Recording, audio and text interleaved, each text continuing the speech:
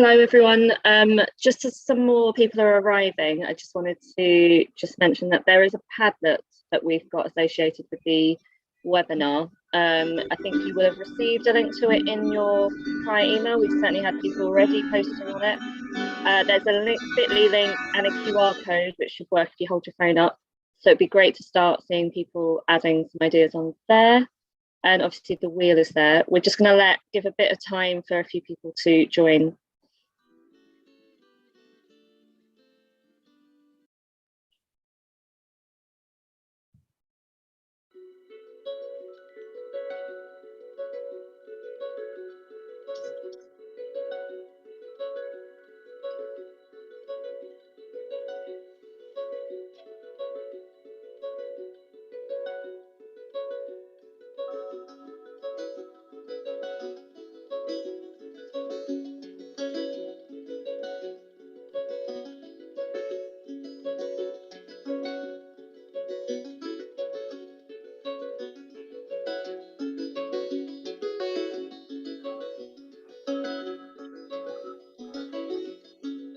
We'll just give it another minute. If you've just joined, you can check out the Padlet. There's a QR code for it on the screen right now. If you hold your phone up, that should work, or there is a bit.ly link underneath it. You can also, if you've already got questions for Bill and Alison, you can put them in the Q&A function at the bottom. We're just giving it another minute and then we'll get started just to let more people arrive.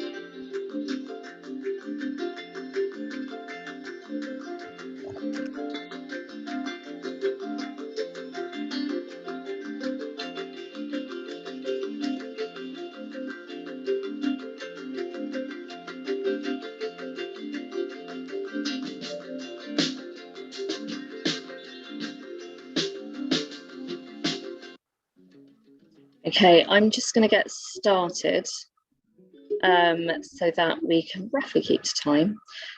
Thank you very much for coming along. My name is Naranee Ruthra-Rajan. I'm a Senior Programme Manager at A New Direction. We are an award-winning non-profit dedicated to enhancing the capacity and agency of children and young people to own their creativity, shape culture, and achieve their creative potential.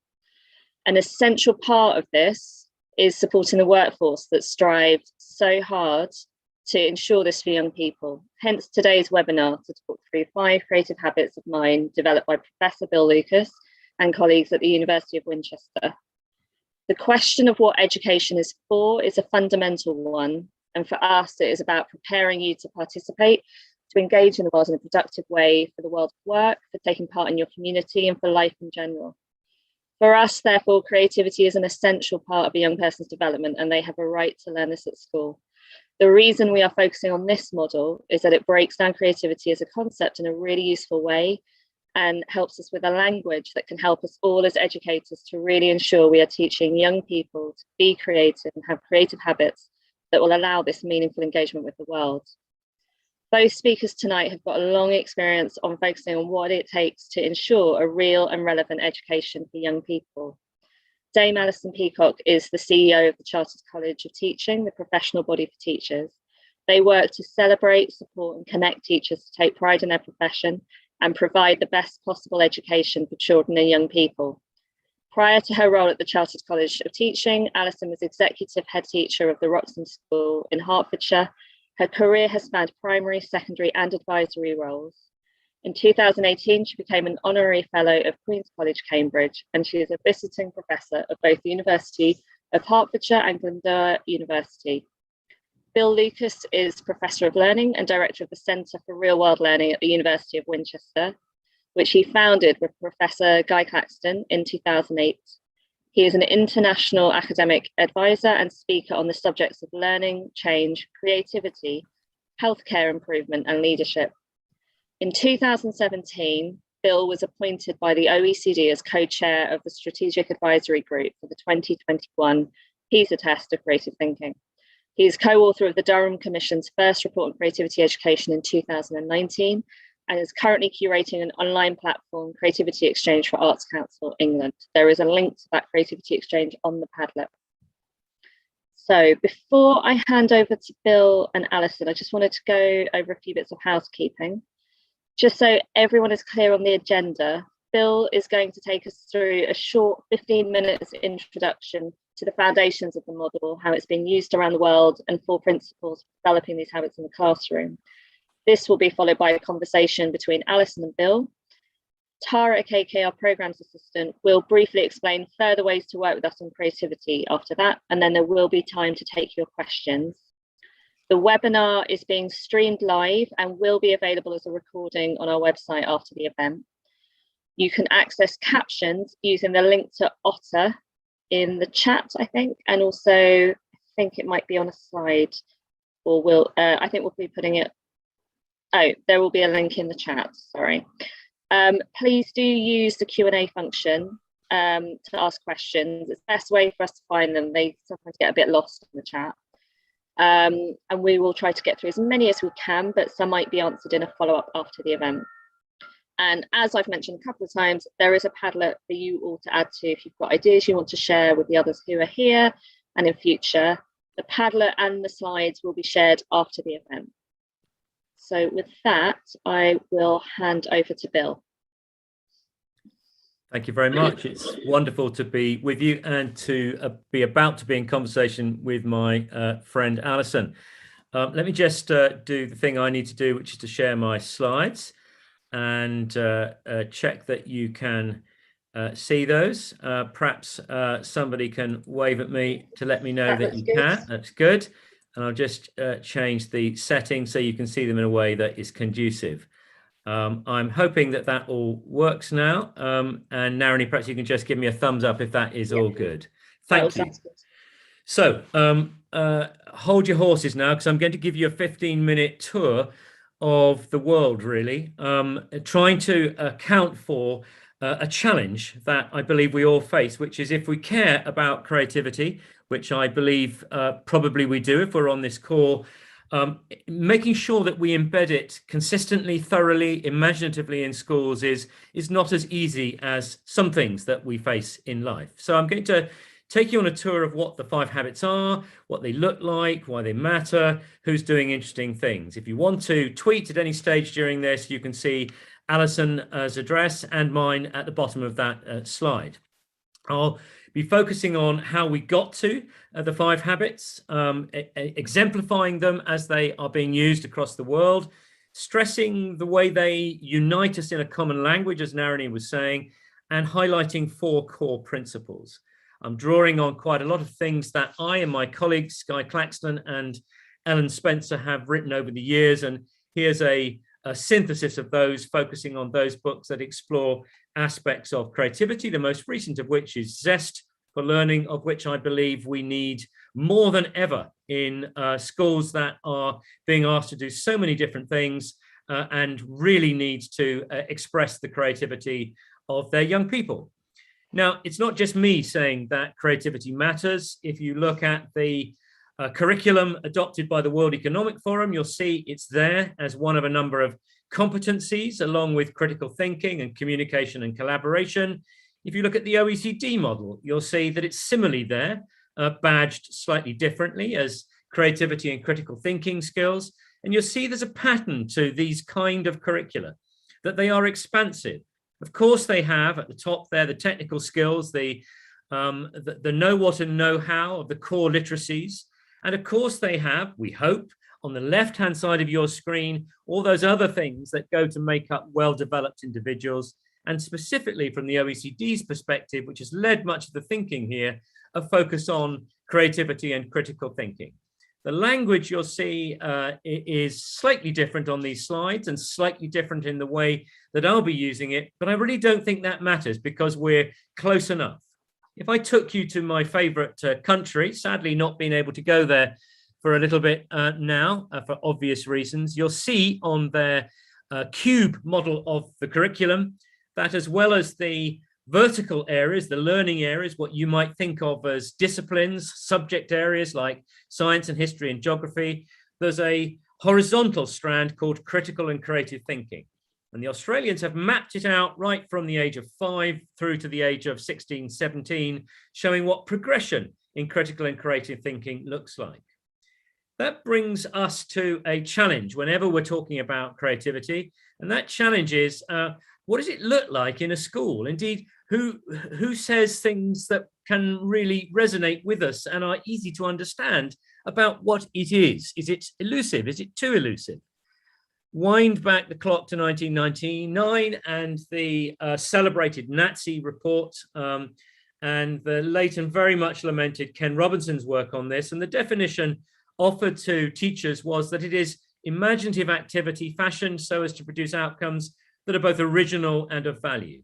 Very helpful and utterly unclear if you're going to then say, so what does it look like with my year 6 on a Monday morning?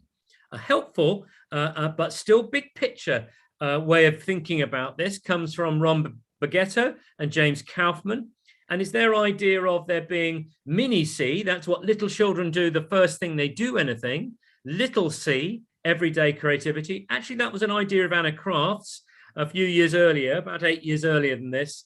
And then professional creativity, what you're showing day in, day out, whether you're cultural practitioners or mathematicians or scientists or teachers, or indeed in your parenting, in your professional lives.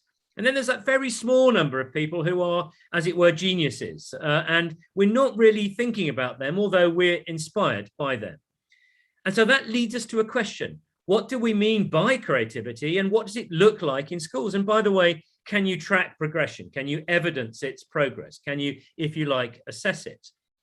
So that takes us forward then to the year 2012, just under 10 years ago, when in the middle of the Creative Partnerships work, we were commissioned by Creativity, Culture and Education to do two things: to look at what the world was thinking about in terms of models of creativity, and to look at what schools and educational jurisdictions were doing in terms of charting its progress. And you can see the literature review there on the left and the model there in the middle, which I'm going to come back to in conversation with Alison in a moment. But I just want to say a few things about it now before we go any further. So our model is of creativity as a set of 5 habits of mind.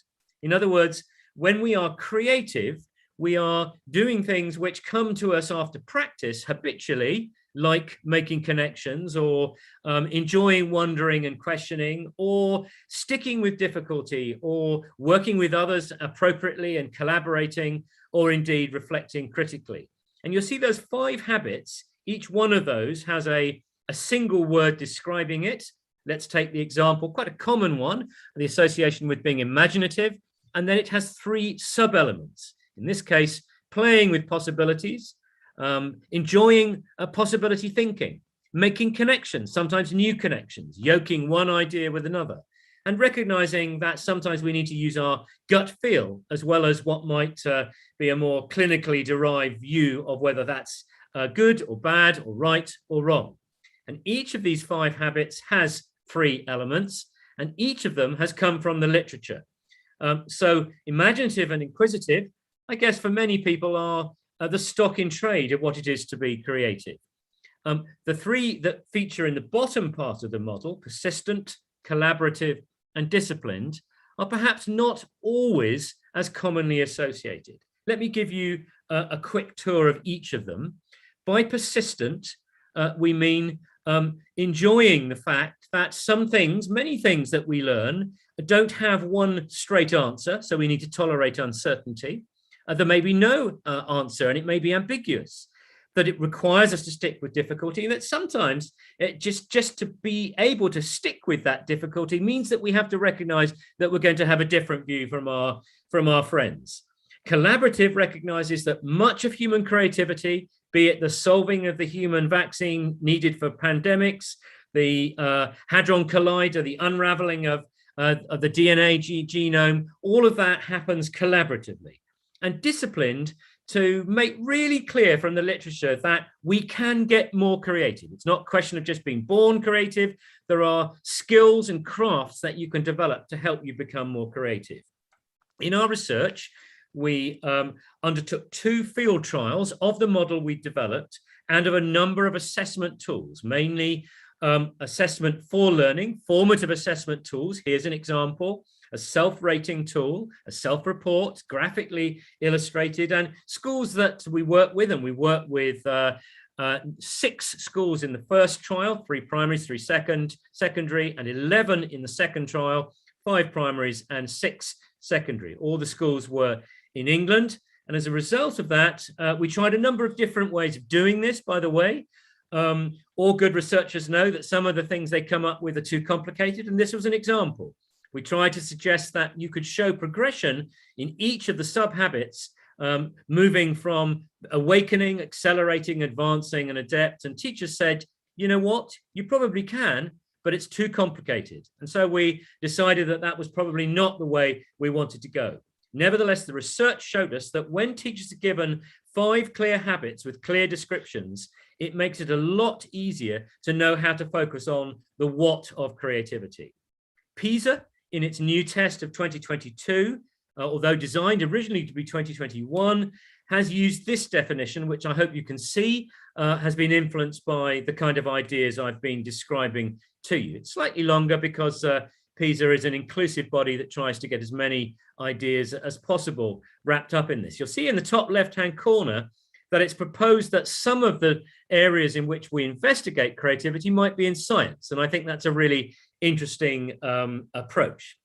The Durham Commission that Naranee mentioned came up with these definitions, which I think you might find helpful. More of that anon, but teaching for creativity, explicitly using pedagogies and practices that cultivate creativity in young people, is where I'll be going with this. When this model goes into schools, it is transformed by brilliant teachers, such as our friends at Thomas Tallis School in South London, who have put at the center of our model key words that they want staff and students and parents to be using. And then as you move out towards the edge of the ring, here you can see it in close-up, you can see examples of teaching and learning methods that all students might experience and teachers might use. Similarly, a very parallel relationship we have with another brilliant high school, this one in Sydney, Australia, Rooty Hill High School. And you can see how playfully they've been talking to their friends, Thomas Tallis, and they've developed a pretty similar model. Slightly different because their curriculum makes it slightly easier for them to do some of these things. And it's been translated to at primary level. Here's a wonderful little school in Frutillar in the south of Chile, and translated into Spanish. In fact, most recently, I've been working in Shanghai virtually, where 2 districts have adopted the model and are now adapting it to their own work. This is really exciting to us because Shanghai, in terms of the other PISA ratings like English, maths and science, literacy and science and maths in terms of Chinese, is right up there. So exciting to see attracting that attention. And it's right across the world now in different forms in more than 35 countries. So 4 key things I want to say. And here's an overarching summary of those 4 key things. And I'm going to drill down into the 4 in a moment. But they're all to do with what it is to get the climate right in which creativity can flourish. That document at the bottom right-hand side of the screen, I can send to my colleagues, and you can have a copy of that if that is helpful to you. So, principle number 1, the culture of the school really matters. And this is interesting and for some teachers tricky, for all sorts of obvious reasons. 1 being the accountability regime that we're in, 2 being the way that we're trained, 3 being the way that schools are by and large organized into subjects, 4 being the time it takes, and so forth. And one simple thing you might like to do is to take this slide and use it as a piece of professional learning with colleagues.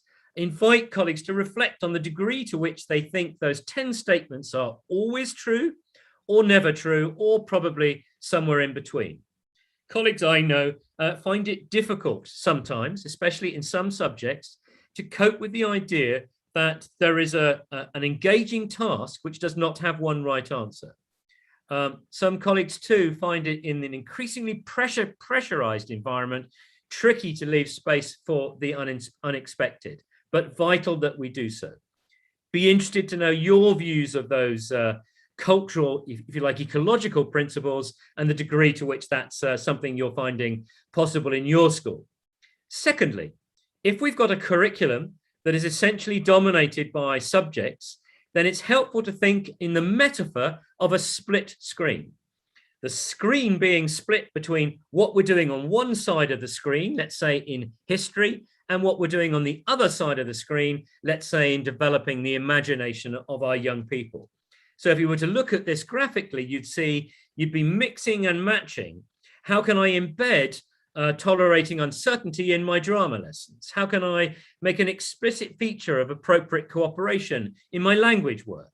How can I really embed the playfulness of playing with possibilities in my work in art and design, in maths, in science, and indeed any subject? This is interesting because it's in those educational jurisdictions like Alberta in Canada, where this is well developed, the administration is itself beginning to offer specific guidance to teachers on how you can embed creativity and innovation and critical thinking in science, and indeed in every subject of the curriculum. Again, if you're interested in that, go and have a look at the Creativity Exchange, where we've got a feature on this, and you can possibly get some good ideas for you. If you want an image of what I'm talking about, it's a sculpture. And it's a lovely Andy Goldsworthy sculpture. I can imagine that the brief for it was design and build a dry stone wall in an area of wetland. And in that area of wetland and trees, the creativity habits of mind are weaving their way through the subjects of their curriculum. They're not knocking them down. They're not saying it's either this or that. It's deeply, thoughtfully, critically, carefully embedded in the web and weft of the school. Now, for some people, even the dimensions, the 5 habits, even these ideas like imagination, too big an idea. And for some, it's easier to break it down into what Ron Richart and colleagues at Project Zero at Harvard call visible thinking routines. Things like think, puzzle, explore, think, pair, share. I used to think, now I think. And that's a really helpful way of doing this. It's like, this is the grammar of creativity. This is like grammar is to English, this is to creativity. The little tiny micro moments that are the building blocks of these larger creative habits that I'm talking about. I've been working during lockdown with some wonderful principals in Western Australia. And here's one who's really come up with a lovely model of deep learning and very much relating not just to the cultural sector, but to the STEM sector, using the STEAM acronym, inquiry-led, very much using problem-based and inquiry-based learning. There's our 5 habits of learning as it's translated in Perth, and there's the visible thinking logo, and a lovely combination. And if you're listening to this thinking, I like that, but I don't like that, or I like that, but I'd like to modify that, let me encourage you to do that. This must land in your context, in your place. Or if you want a more micro example, then you can see how See, Think, Wonder is a building block for being imaginative. Or you can see how Think, Puzzle, Explore is a building block for developing young people's inquisitiveness. And finally, of course, there are some kinds of pedagogies which are more likely than others to encourage a creative response to a task. We might come back on this, so I won't dwell on this at any great length. But broadly speaking, there are clusters of different ways of teaching and learning that can encourage each of the 5 habits of mind. And I hope on the Padlet you're exploring this, and in a moment I'll give you a link to a New Direction set of resources which are terrific for this. So for example, if we took Inquisitive and how you might do it, there's a family of problem-based learning approaches which are very helpful there. I'm guessing that you will know some of these. Sorry, I can't go into this detail, but as I say, or as they say, if you haven't got time, then there is a book at the bottom right-hand corner of your screen that might give you some practical ideas. In the staff room, when you're nattering over a cup of coffee, these might be the kind of phrases and words that you'd be using to be describing to your colleague the kind of things that you might be trying out in your classroom. Here are the resources, some really simple, practical starters that anyone can use from the A New Direction stock of teaching for creativity resources. Now, I'm nearly there. Just in case you think I'm only focusing on the formal curriculum, I am, but that's just because of time pressure. You could equally be learning how to be creative as you learn how to sail. And here's an example of some work I've been doing with the Royal Yachting Association. You'll see that creativity, one of 6 habits of mind or creative dispositions that they're trying to encourage. Equally, if you get really interested in this, and both Alison and I are very much involved in a new organization, Rethinking Assessment, and you really want to think how you can use formative assessment methods to track the development of these important dispositions, then here are some examples and lots of free resources there that you could draw on.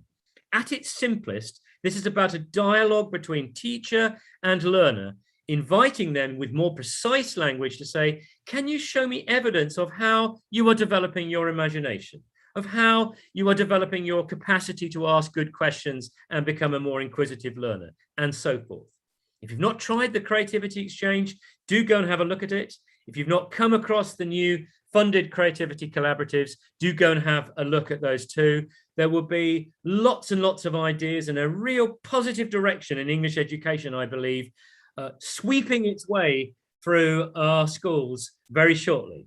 That's me. Sorry, that was 18, not 15 minutes. Let me stop sharing and shut up and listen and enjoy conversation with Alison. Well, thank you very much indeed, Bill, and inspirational as ever. So many ideas in that presentation. Let's just draw you back down to these 5 habits. Let's just remind people what they are and then think about, well, where did they come from? Presumably, they didn't just get drawn out of the air. So can we come right back down to the 5 habits? Sure. So they came from, the 2 that sit at the top, imagination and inquisitiveness, are mainstream in most definitions of creativity. So they come from the literature of creativity, started about the middle of the last century. People started academically thinking about what creativity was. And then in terms of embedding it in schools, that began in the 80s and 90s. Almost everybody talks about the capacity to have ideas, the capacity to be original, the capacity to put one idea with another. And most people, when they go to the next level, say, of course, that's being driven by curiosity. And curiosity is arguably the oxygen of learning, and it's certainly the oxygen of creativity. So almost whoever you read about creativity, you find that family of habits and sub-habits. Then we look more broadly, and we started looking at literatures beyond the arts, which are very important, but only part of this. And wherever we looked at scientific and mathematical endeavor, very often it involved human collaboration. And actually, of course, once you start thinking about the arts too, often that is a toing and froing, and then you realize that, of course, there's something about emotional self-management, reading others, being able to work in a group. Now, some of this is beginning to look, and indeed it is, a bit like what it is to be a good learner. And I make no apology for that. This is, if you like, a powerful subset of that. And then the 2 that sit on the left and the right at kind of 4:30 and 8:30, if you thought of it as a clock face. As we were doing this, we were in dialogue with Carol Dweck and Angela Duckworth and David Perkins in the States. And both Guy and I very much influenced by the kind of work they were doing. And we began to realize that here was a perfect read across. They were talking about how this makes you become a better learner. And we were trying to understand how, if you do take a different perspective, how almost inevitably you're going to end up having to dare to be different. And that takes an act of courage. And so that's where that literature came from. And then at the same time, on the discipline side, there is a debate still running about whether or not you're born creative or you can become creative. I think it's fairly conclusively agreed that there's an element of what you inherit in your genes, and there's a pretty large element on what you can do. And we were interested in a new literature, quite widely quoted now, called deliberate practice. So Anders Ericsson, how, and we know this from anybody who's an athlete or a musician or anybody, frankly, that practice in different contexts deliberately makes you much better. So that's where that came from. So a simple answer, a thorough scan of the literature, and then an attempt to bring it all together in the first place, and then knocking its edges off with real teachers saying, does this language make sense? Funnily enough, the first time we showed this to teachers, we made a terrible mistake. We put them on a list. So we had imagination at the top, and then inquisitive, and the teachers looked at us and said, no, that's terrible. That implies that that's more important than that. Mm-hmm. And that was the insight we needed to turn it into the circle that it now is. Yes, and I think actually that image is so helpful to have that circle, and that notion that everything relies on everything else. It's not just one part, is it? Absolutely not. And that although we've separated them out, they are of course very permeable. Yes. I was really interested to hear you talk about the culture and how important that is, and really how permeable is the culture. What can you do as an individual teacher? There may well be people listening, and I do hope that colleagues are getting questions ready to put in the Q&A. If you're an individual teacher in a school that feels maybe quite straight-laced, how much opportunity do you feel there is to begin to start to think about these habits within anything that you're doing? I'm trying not to make this sound like a self answering question, but genuinely, how can you start? Okay, well, I think first of all, I just want to say that this is easiest, or put it this way, early years teachers do this very well. So this is easiest when you're working with younger children, because you're a teacher of children rather than a teacher of a subject. And I think I'm secondary trained. I think my secondary colleagues have a lot to learn from early years and from primary practice. And some of the schools that do this best are all through schools, or schools at secondary, which have recognized that some of the primary approaches are really valuable. If you're a valued or ordinary teacher just wanting to give this a go, I think there's no substitute for simple taster activities that you can do with no threat or stress to yourself, first off. So in our book and in the resources that A New Direction has produced, there are lots of ideas that can be fitted into any subject that would take no more than 5 minutes, 10 minutes maybe. And then there's the next stage. I mean, this is frankly how you start anything new in a school, where you might plan a lesson. And then there's the next stage where you might plan a series of lessons. And then there's the next stage where you might think, oh, it would be nice if I could collaborate with Mrs. in the next corridor. And then you're thinking, well, that's interesting. Quite a lot of us are interested in being inquisitive. I wonder if we could make that a focus of the whole school for this week. And that tends to, once the school gets the appetite, it starts to work at all levels. So you'll have assemblies where you'll have wonderful examples, both from students themselves or children and teachers and others. I think it's a great opportunity to bring others in who have so much to contribute here. We are a very creative nation. Our teachers are brilliantly creative, but there are many others that we can work with. And then gradually, and there are a growing number of these brave people where the head teacher will say, this is not the optional thing, this is core to what we want to do in this school. And suddenly that becomes a lot easier for teachers. But at every stage of the journey, Alison, I could take you to a school where just one brave teacher is doing something, and a growing number of schools where it's the RIT run from the senior leadership and thoroughly embedded in all aspects of the school. And I honestly think that we are a bit in the slow lane here in England. If you hop over the border to look at what they're doing in Wales, it's a radically different curriculum. If you go north to Scotland, the Scottish Curriculum for Excellence has been doing this for 8 years. But I just think, I don't know, I'm an optimist. And I think that possibly there is at least a possibility that our new Secretary of State for Education and our new Minister for Schools might collectively be more interested in this than the previous two.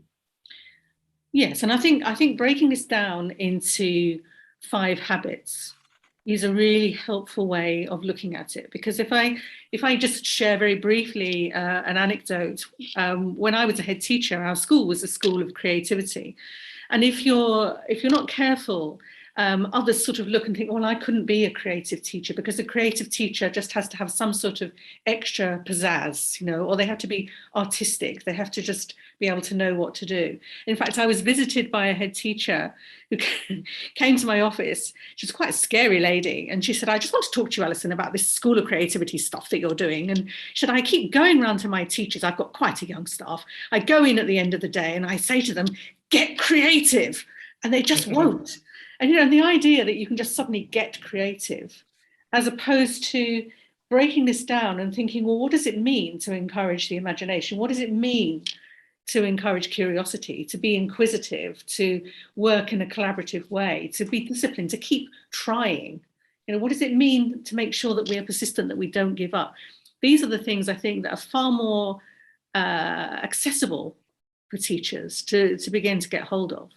Totally agree. The thou shalt be creative, Rick, just doesn't work.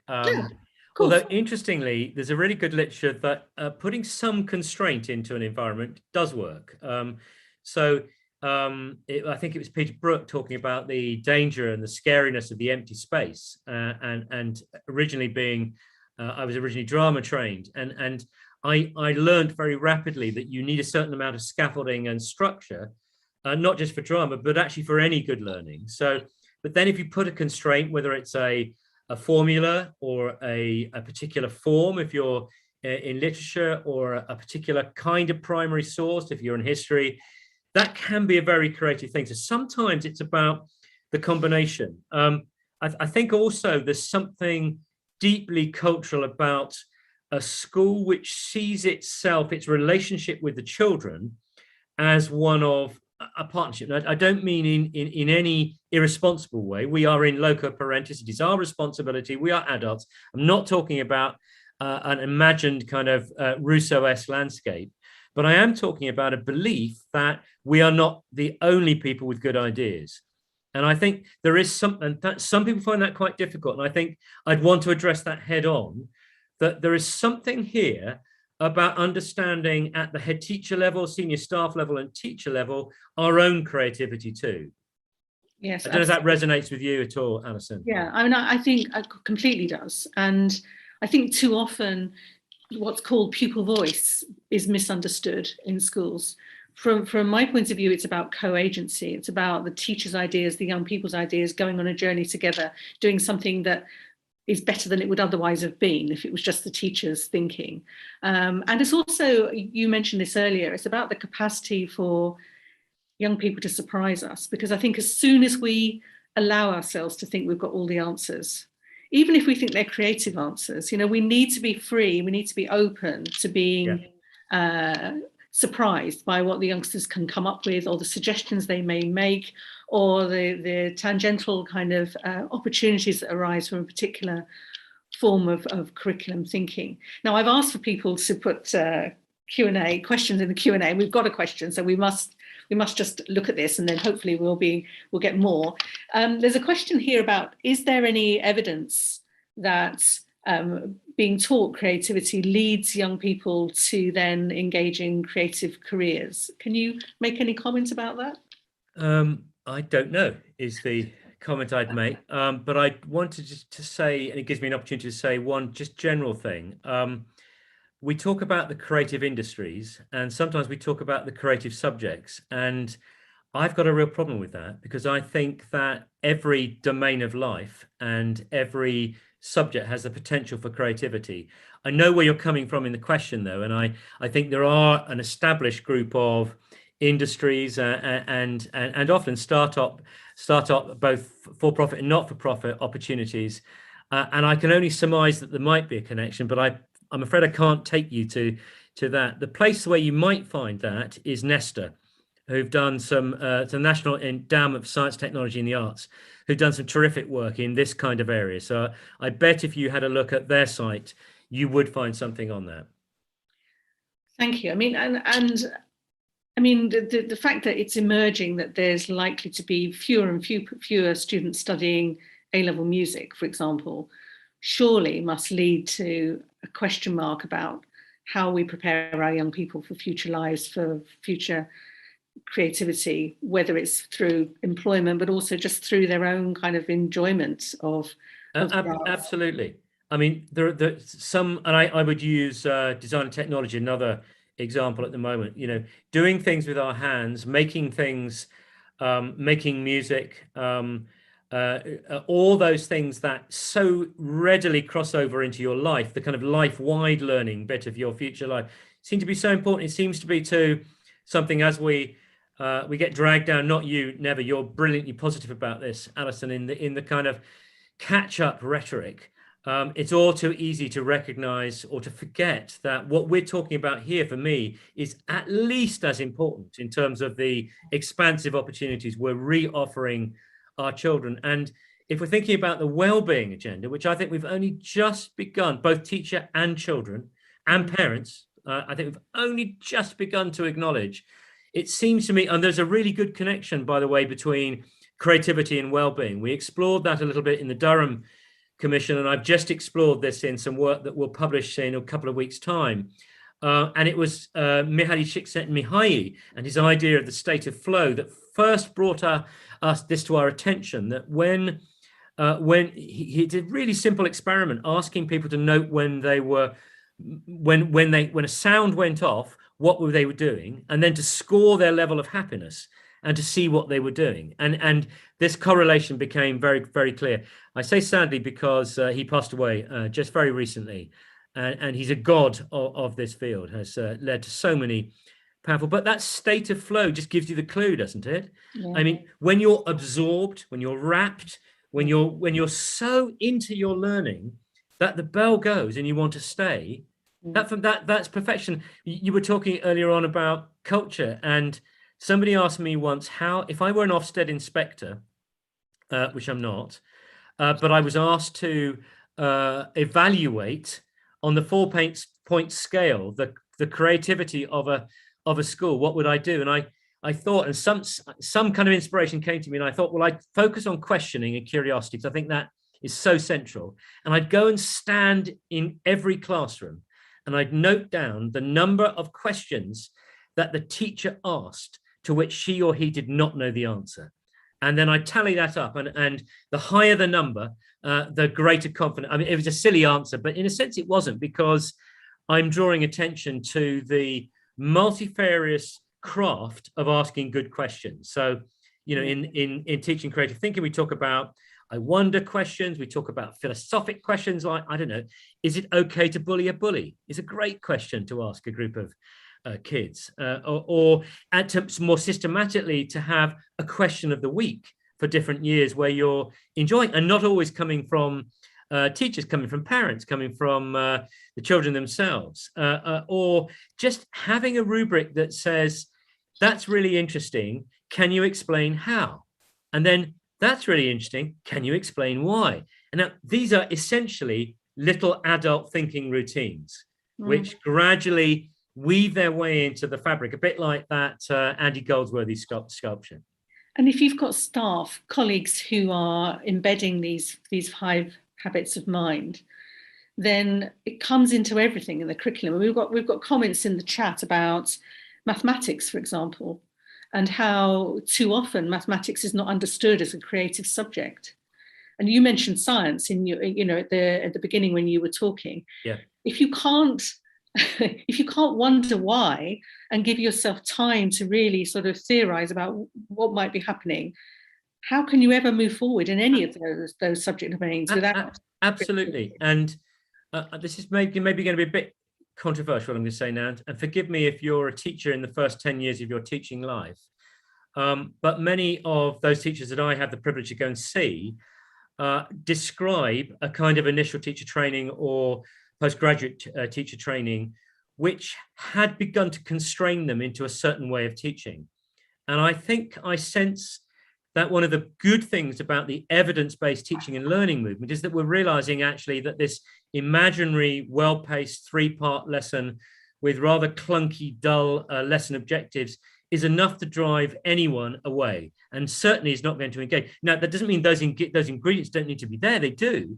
And it doesn't mean we don't need to be rigorous. You see, I'm actually arguing for greater rigor. When I go to Australia, I have beside me the 2-side national model of creativity progression. It's on 2 sides of A4, and it goes over 2-year periods, because the idea, I think it's a very good one, that it isn't quite like a math syllabus or a science syllabus. It's more recursive. So you can, especially as you go through puberty, you might lose confidence and find your ability to be persistent complicated because of all the other things happening to you. But broadly speaking, it shows progression. So somebody who's then looking at a piece of work or observing a lesson can say, that's really interesting. What do you see that student is able to develop? Not what they can't do. What is it? And the model, our 5 habits of mind, is being used in Australia, even where there is this linear syllabus, because it gives a language for describing what kids can do. And I think those are the kind of conversations that we need to flood the system with, just so that, after a bit, it just becomes, because it may be a bit odd to be using, I mean, some of these words may seem a little bit odd. What do you mean challenging assumptions? Well, actually, the primary schools I go into, the kids love complicated language. And it's a kind of fiction of silly adults to think that they don't. They love them. They just need to know what they mean. And then before you know it, they're using them back at you and critiquing your own teaching or intervention if you're a visitor like me. Yeah. So I can't remember where this question came from, but I went off a bit. I was just talking about, maybe some traditional subject domains that may not be understood to be creative. Oh, yeah, no. And I'm agreeing with you. So I think if there again, there's a simple tool. So if you think about the split screen model, and I was working actually last week with a school, 2 schools, I have 3 dimensions, working just for half term, school in London, big secondary school in London. And we were looking at their curriculum documents right across Key Stage 3. And we had in one hand the habits, and each department was saying, here are the habits that go with the grain of our subject, and here are the habits that we like, that we're thinking we're not really embedding enough. And I said, done. That is your agenda for the next term. Celebrate the things that you're really doing well already. So if your subject is full of collaboration and curiosity, great, but how explicitly are you crafting techniques and giving children the opportunity to make mistakes and see them as prototypes rather than as mistakes? And so there's a dull but necessary and worthy curriculum mapping job, which again, I don't need to tell you this, but any curriculum leader knows you've got to do that. And it is a very engaging activity if it's done in an appreciative inquiry kind of way. You really can engage with colleagues. So I've got a question here, maybe a bit specific, but let's go for it. From a colleague who's engaging in a secondary history PGCE study, and they're saying, how do I begin to embrace creativity in the teaching of history? Okay. History is just one of the most brilliant places to start. You've got to take my breadth of definition. So some people like to just think of, so if you think about creativity, there are kind of 2 axes to it. One end is the having a brilliant idea, and that's often associated with the more expansive, open-ended thinking. The other is the more critical thinking. Reflect on that idea. Does that idea have to hit the cutting room floor, and you have to have another idea and another idea? And that notion of looking out and looking in, divergent and convergent thinking is really, really powerful. Now, in history, whether today, looking at false, fake news, what better place to exercise our critical thinking energies? If we're looking at aspects of the past, I was in a school, inevitably looking at the Tudors, but looking at the Tudors in a really interesting way, using our model and looking at the ways in which, if you questioned in a different way and used your intuition in a different way, you could empathize not with the kings and queens who appear in the textbooks, but with the serfs and villeins who don't. Or if they do, they're a kind of footnote in it. And so there is no part of history that I can think of that could not be enriched if you took some of these aspects. I mean, tolerating uncertainty, for goodness sake. There are many things that happen in history where we don't know. We weren't there and we don't know. The primary sources can't give us a definitive answer. All we can say is that the balance of probability, or this person or this source or that source. So thank you very much for that question. I'd like to think I could do the same thing for other subjects, but if I couldn't, do please go and look at the state of Alberta in Canada, because their materials are absolutely top-notch. And then go and look at the Thomas Tallis school materials there.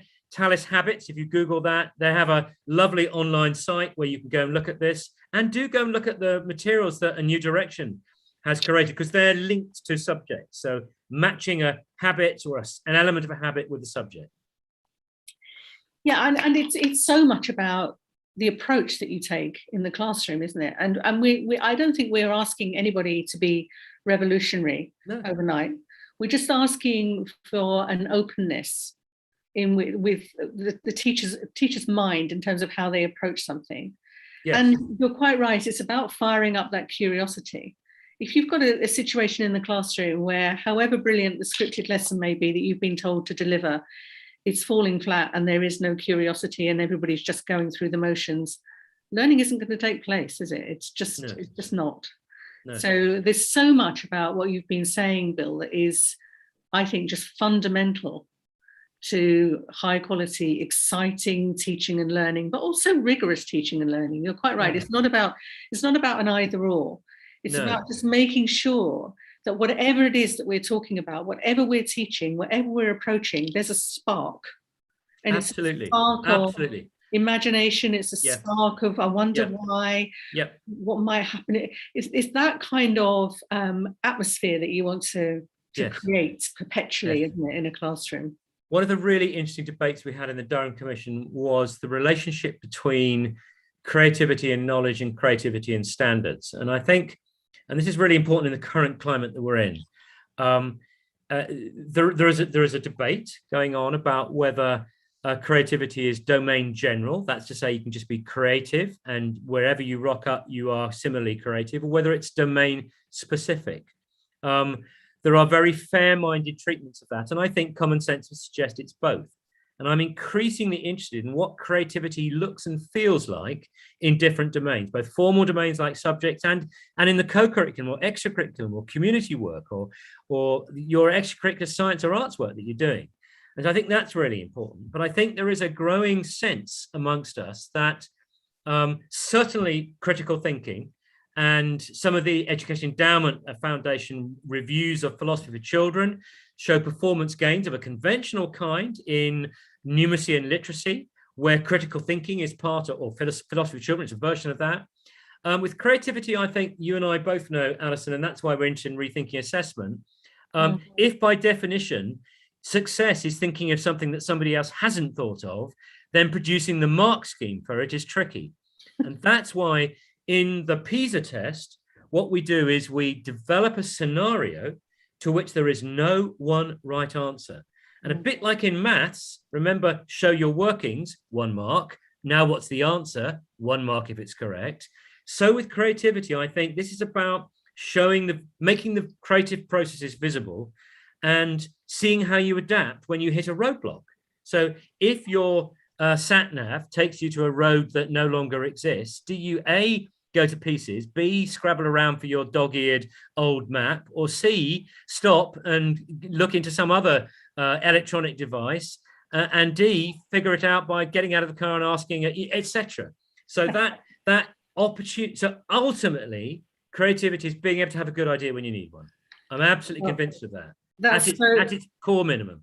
So brilliant. Thank you so much, Bill. We've kind of come to the end of the road for this conversation, just to carry on that metaphor. I'm going to hand over to Tara now, and then we'll have an opportunity for some Q&A afterwards. Thank you very much.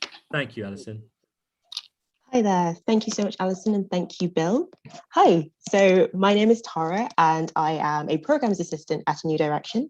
And before I talk to you very briefly about the other elements and components of A New Direction Schools and Cultural Sector programmatic offer, I would just like to thank you all, our speakers, Bill and Alison, and all the attendees for joining us today for such a rich and layered afternoon of knowledge sharing, reflection, and discussion.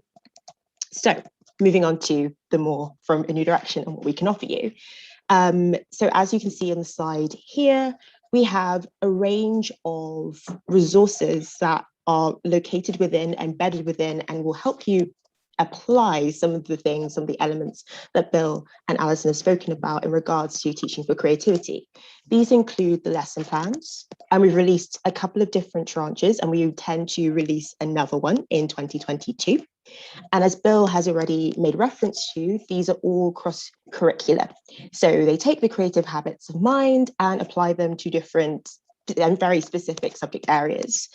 We also have video CPD, which will allow you and guide you through stretching and enriching what you already know or may know about creative teaching habits and broaden that.